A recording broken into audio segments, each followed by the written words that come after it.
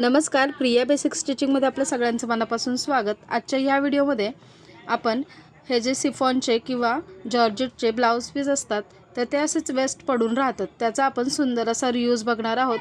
बऱ्याचदा ब्लाउज हे फिसकले जातात, त्याच्यामुळे आपण शिवत नाही, ते तसेच पडून असतात।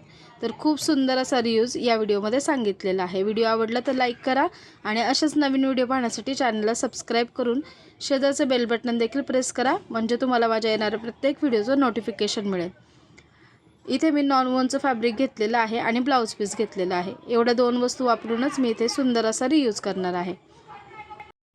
नॉनवॉनच्या फॅब्रिक ऐवजी तुम्ही अस्तर वापरू शकता आणि आतमध्ये त्याला थिकनेस येण्यासाठी आटा बॅग किंवा राईस बॅग वापरू शकता। तर इथे हा जो ब्लाउज पीस आहे त्याचा डबल लेयर घेणार आहे, कारण तो फार पातळ आहे, तर त्याचा डबल लेयर घ्यायचा आहे। आणि इथे एक नॉनवॉनचं फॅब्रिक घेतलेलं आहे, तर तो कट करून पीस याला अटॅच करून घ्यायचा आहे। नॉनवॉनच्या फॅब्रिकचं माप आहे 10 बाय 12 इंच। तर हा सगळीकडून चारही साईडने जोडून घेतला आणि एक्स्ट्राचं फॅब्रिक कट केलं। असे दोन पीस तयार करून घेतले, त्याचं मेजरमेंट आहे 12 बाय 10 इंच। आता बेल्ट बनवण्यासाठी इथे नॉनवॉनची पट्टी घेतलेली आहे, त्याचं मेजरमेंट आहे 17 बाय 1 इंच। तर असे दोन पट्ट्या घेतलेल्या आहेत आणि त्याला ब्लाउज पीसचं कापड जोडून बेल्ट तयार करून घ्यायचं आहे। 4 इंचचं ब्लाउज पीसचं कापड कटिंग करून घेतलेलं आहे। मध्ये नॉनवॉनची पट्टी ठेवून दोन्ही बाजूने त्याला स्टिच करून घ्यायचं आहे। असे बेल्ट तयार करून घ्यायचे।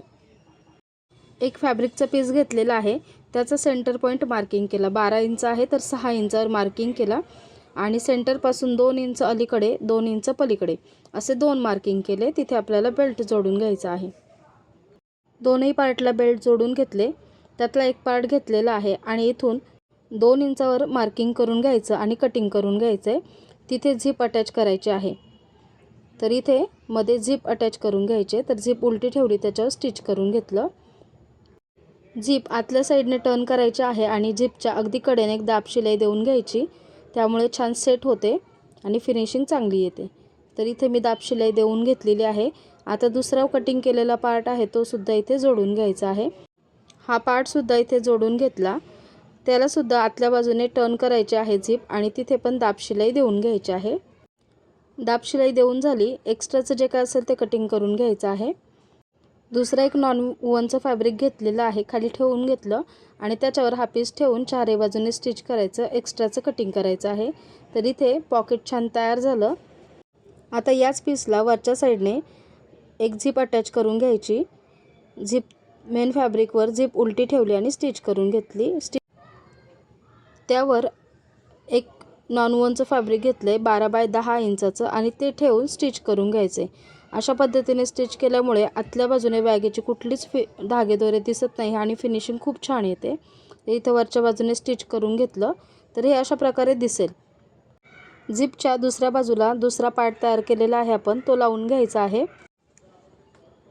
झिपवरती हा पीस ठेवून घ्यायचा आहे आणि स्टिच करून घ्यायचं आहे वरच्या बाजूने।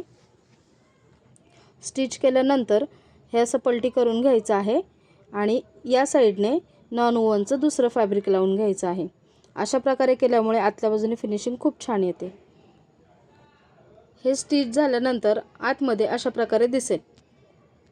आता या ब्लाउज पीसला लेस होती, तर ती मी फ्रंटच्या साईडने लावणार आहे। तर फक्त फ्रंटचा एक पीस आहे तोच घ्यायचा आहे आणि त्याला ही जी लेस आहे ती मी इथे लावून घेतलेली आहे वरच्या बाजूने, त्याच्यामुळे त्याचं लुक छान येईल। तर इथे मी अशी अटॅच करून घेतली। आता दोन्ही मेन फॅब्रिक एका साईडला येतील आणि दोन्ही नॉनवॉनचे फॅब्रिक दुसऱ्या साईडला येतील, अशा प्रकारे हे ठेवून घेतलेलं आहे।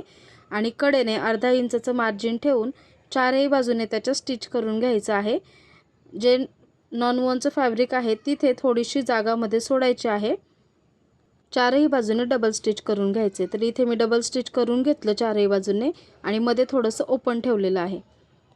आता याचा बेस तयार करण्यासाठी कॉर्नरपाशी असं 1.5 इंच मार्किंग करायचं आहे, आडवं 1.5 इंच आणि उभं 1.5 इंच। चारही कॉर्नरला मार्किंग करून कटिंग करून घ्यायचं आहे। चारही कॉर्नरला अशा प्रकारे पकडायचं आहे आणि इथे कॉर्नरची स्टिच देऊन घ्यायची आहे। तर असं मी चारही कॉर्नरला करून घेणार आहे, त्याच्यावर डबल स्टिच द्यायची आहे, म्हणजे ते छान पॅक होईल। चारही कॉर्नरला मी स्टिच करून घेतलं आणि त्याच्यावर डबल शिलाई देऊन घेतली। आता जिथे ओपन बाजू आहे, ओपन ठेवलेलं होतं थोडंसं, तर तिथून बॅग सरळ करून घ्यायची आहे आणि आपली सुंदर अशी हँडबॅग तयार झालेली आहे। इथं जे ओपन राहील तिथे स्टिच करून घ्यायचं. तर पाहू शकता खूप सुंदर अशी हँडबॅग तयार झाली. त्याच्या बॅकला एक कप्पा तयार झालेला आहे, आतल्या बाजूला एक कप्पा तयार झालेला आहे. अशा या वेस्ट पडलेल्या ब्लाऊज पीसच्या फॅब्रिकपासून सुंदर असा त्याचा रियूज आपण करू शकतो आणि ते आपल्याला वापरता येईल. फिनिशिंगमध्ये ही बॅग तयार झालेली आहे. बेससुद्धा खूप सुंदर तयार झालेला आहे. व्हिडिओ आवडला तर लाईक करा आणि असेच नवीन व्हिडिओ पाहण्यासाठी प्रिया बेसिक स्टिचिंग या चॅनलला सबस्क्राईब करून शेजारचं बेल बटन देखील प्रेस करा. म्हणजे तुम्हाला माझ्या येणाऱ्या प्रत्येक व्हिडिओचं नोटिफिकेशन मिळेल. भेटूया पुन्हा एकदा अशा छानशाही व्हिडिओमध्ये. धन्यवाद.